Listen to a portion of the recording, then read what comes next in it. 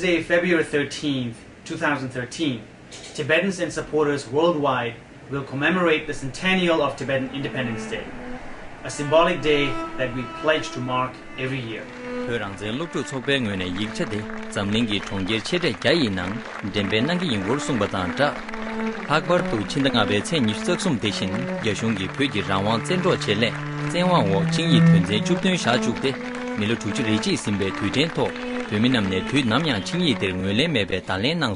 What you see behind us is the recreation of the 1913 Tibetan Proclamation of Independence. There was no doubt, many people do know that Tibet was an independent country, that Tibetans want a free Tibet right now. But at the same time, when you meet with a lot of non-Tibetans, these days, even among young Tibetans, they're not sure how it was an independent country, what evidence we have. What are the important dates in Tibetan history?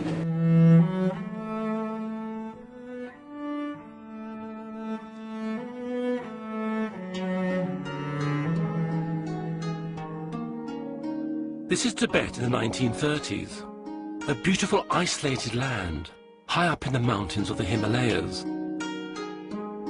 surrounded by the empires of Britain and China, and yet still almost completely untouched by the outside world. It was the first visit by a foreign dignitary, Sir Basil Gould, the ambassador of Great Britain.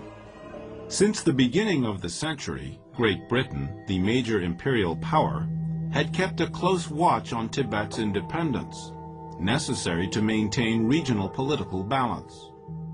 Seen here being welcomed by Jigme Tering, the Tibetan finance minister, was a representative of the Chinese nationalist government.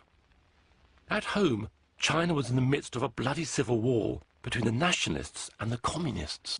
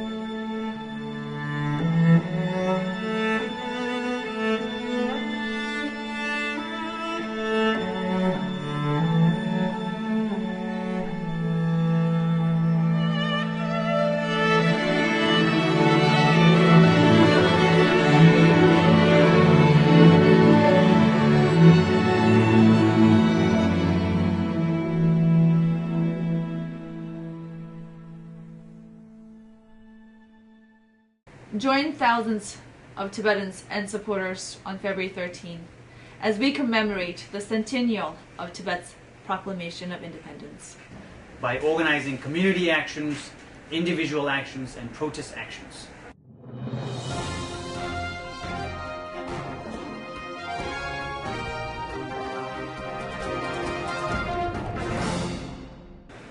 Organize a flag-raising ceremony and hold a public reading of the Proclamation of Independence, which you can find on our website in several different languages.